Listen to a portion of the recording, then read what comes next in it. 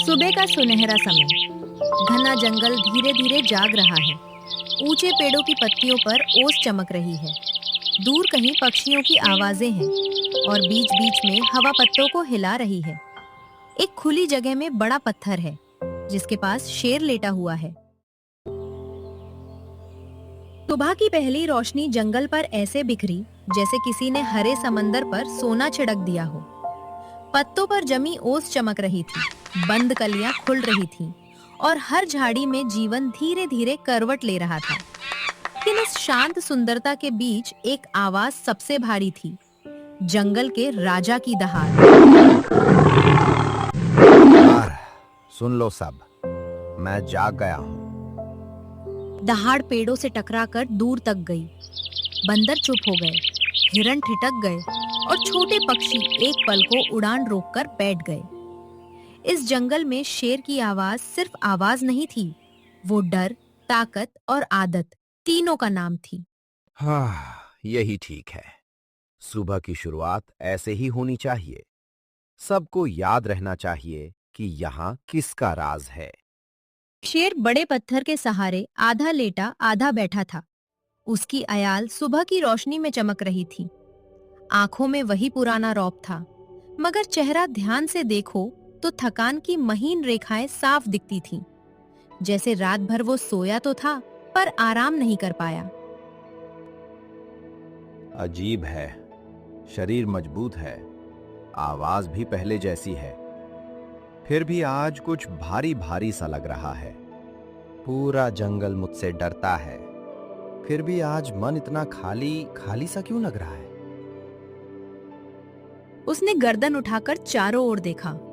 सामने बेलों से घिरा रास्ता था, दाईं तरफ सूखी घास का टुकड़ा और बाईं ओर घनी झाड़ियां। सब कुछ उसके नियंत्रण में था, फिर भी उसके भीतर जैसे कोई ऐसी जगह थी जहां उसकी दहाड़ पहुंच ही नहीं रही थी। तभी थोड़ी देर सोचकर शेर बोलता है, क्या ताकत से सब मिल जाता है, या कुछ ऐसा भी होता है जो डर से मिलता? हवा का एक झोंका आया, पत्थर के पास गिरे सूखे पत्ते खिसके। शेर ने आंखें आधी बंद की, जैसे खुद को आराम देने की कोशिश कर रहा हो। पर तभी पास की झाड़ियों में बहुत हल्की सरसराहट हुई, इतनी हल्की कि कोई और जानवर शायद उसे अनदेखा कर देता। कौन है वहां? बाहर आओ, मैं सब सुन सकता हूँ। झाड़ी के पीछे कोई बड़ा शिकारी नहीं था, न कोई चालाक लोमड़ी। वहां एक छोटा सा चूहा था। वो जमीन पर गिरे दाने, बीज और सूखे टुकड़े खोजते खोजते इधर तक आ गया था। उसकी दुनिया डर से नहीं, भूख और फुर्ती से चलती थी। बस एक दाना और मिल जाए, फिर मैं बिल में लौट जाऊंगा। यहाँ ज्यादा देर रुकना ठीक नहीं। उफ, ये इलाका कितना खुला है, छिपने की जगह भी कम है। जल्दी करो जल्दी।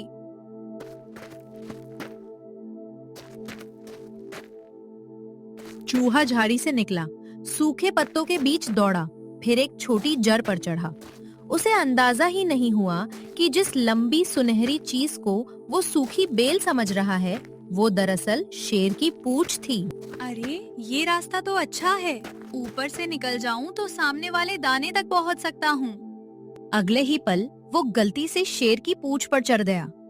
उसके नन्हे पंजे हल्के थे, पर शेर की आधी नींद और भारी मन ने उस स्पर्श को बिजली की तरह महसूस किया। क्या? वही खुली जगह, लेकिन अब माहौल अचानक तनावपूर्ण हो गया है। शेर झटके से उठ चुका है। चूहा घबराकर पीछे हटना चाहता है, पर देर हो चुकी है। धूल हल्की सी उड़ती है। शेर एक झटके में खड़ा हुआ, उसकी पूंछ हवा में लहराई, पंजे जमीन पर गड़े और पत्थर के पास की धूल हल्की सी उड़ गई। चूहा समझ ही नहीं पाया कि हुआ क्या है। उसके लिए दुनिया अचानक बहुत बड़ी, बहुत तेज और बहुत खतरनाक हो गई। अरे, मैं कहाँ आ गया? तभी शेर गुर्राते हुए बोला, मेरी पूंछ पर कौन चढ़ा था? चूहा भागने को मुड़ा, लेकिन शेर का पंजा उससे कहीं तेज था। एक ही वार में उसने चूहे को दबोच लिया। पंजा इतना भारी था कि चूहे की सांस अटक गई। उसकी मूछें कांपने लगीं और आंखों में डर के आंसू भर आए। तभी चूहा कांपते हुए बोला, बचाइए, सांस नहीं, मैं फंस गया। मेरी नींद खराब करने की हिम्मत कैसे हुई? महाराज, गलती हो गई, मैंने देखा ही नहीं। मैं तो बस दाना ढूंढ रहा था। दाना ढूंढते ढूंढते मेरे ऊपर चढ़ जाओगे? इतना साहस? शेर की आवाज में गुस्सा था, मगर उसके भीतर की खालीपन वाली बेचैनी अभी भी मौजूद थी। जैसे ये छोटा व्यवधान उसके क्रोध को भड़का तो रहा था, पर किसी और अनकहे सवाल को भी छू रहा था। तभी चूहा डरते हुए बोलता है, साहस नहीं था महाराज, बस जल्दी थी और नजर छोटी है, मैं सच कह रहा हूँ। स्लर्च, तुम्हारे जैसे छोटे जीवों का सच भी होता है। होता है, और डर भी होता है। अभी मेरे पूरे शरीर में वही दौड़ रहा है। शेर ने पंजे का दबाव थोड़ा बदला। इतना नहीं कि चूहा छूट जाए, पर इतना कि वह बोल सके।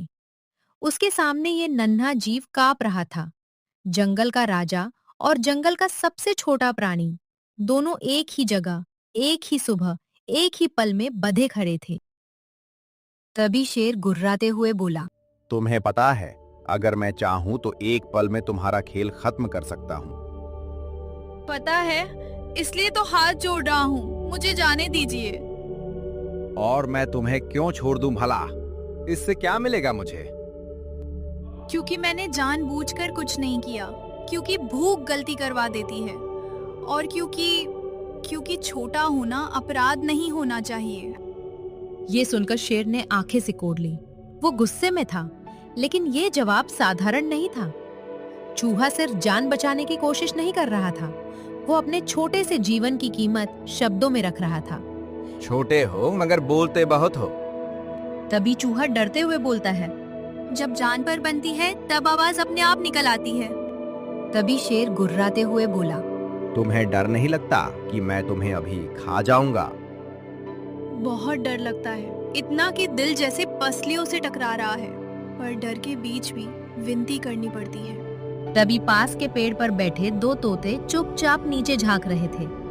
एक गिलहरी तने के पीछे अटक कर देख रही थी। जंगल में खबरें हवा से भी तेज चलती हैं, और इस समय सबकी नजर उसी पंजे पर थी जिसमें एक छोटा जीवन अटका था। तभी पेड़ पर बैठा तोता बोलता है, लगता है आज उस छोटे की खैर नहीं। तभी दूसरा तोता कहता है, शेर का मूड ठीक नहीं लग रहा। गिलहरी भी तरस खाकर कहता है, बस चमत्कार ही इसको बचा सकता है। खुली जगह से थोड़ा हटकर वही पत्थर, वही झाड़ियां। तनाव अब बातों में बदल रहा है। शेर का गुस्सा थोड़ा थमा है, लेकिन उसका रौब कायम है। चूहा अभी भी पंजे के नीचे है, कांपता हुआ। अब पूरी तरह फैल चुकी थी। धूप दूर दूर तक आ पहुंची थी। शेर का साया छोटा होने लगा, मगर पल की गंभीरता वैसी ही थी। कभी कभी जंगल की सबसे बड़ी घटनाएं शिकार से नहीं, बातचीत से शुरू होती हैं। तभी शेर चूहा से पूछता है, तुम्हारा नाम क्या है छोटे? लोग मुझे चुन्नू कहते हैं महाराज। चुन्नू। और तुम यहाँ अकेले क्या कर रहे थे? बिल में अनाज कम बचा है, रात को जो मिला वो परिवार के लिए ले गया। सुबह सोचा थोड़ा और ले आऊं। परिवार? जी, माँ बूढ़ी है, दो छोटे भाई हैं, वे तेज भाग नहीं पाते, इसलिए मुझे आना पड़ता है। शेर कुछ पल चुप रहा। उसके चेहरे पर गुस्से की रेखाएं थीं, लेकिन अब उनमें जिज्ञासा भी जुड़ गई थी। वो जंगल का राजा था, भूख को वो शिकार की भाषा में जानता था, पर इस छोटे जीव की भूख अलग थी, कमजोरी की, जिम्मेदारी की, रोज की। थोड़ी देर सोचने के बाद शेर बोलता है, तो तुम अपनी गलती को मजबूरी का नाम दे रहे हो? नहीं महाराज, गलती मेरी थी, लेकिन इरादा बुरा नहीं था। अगर मैं हर गलती माफ करने लगूं, तो मेरा डर कौन मानेगा? डर से राज चलता होगा महाराज, पर दया से याद रखा जाता है। ये वाक्य हवा में ठहर गया। शेर ने पहली बार चूहे को सिर्फ शोर मचाने वाला जीव नहीं, बल्कि सोचने वाला प्राणी समझकर देखा। फिर भी उसका स्वभाव, उसका रौब, उसकी आदत, सब उसे सख्त बने रहने को कह रहे थे। तुम मुझे सीख दे रहे हो? तभी चूहा कांपते हुए बोला, नहीं महाराज, बस अपनी जान की कीमत बता रहा हूँ। और तुम्हारी जान की कीमत क्या है? मेरे लिए सब कुछ, मेरे घर के लिए उससे भी ज्यादा, आपके लिए शायद कुछ भी नहीं। कम से कम तुम सच बोलते हो। तभी चूहा डरते हुए बोलता है।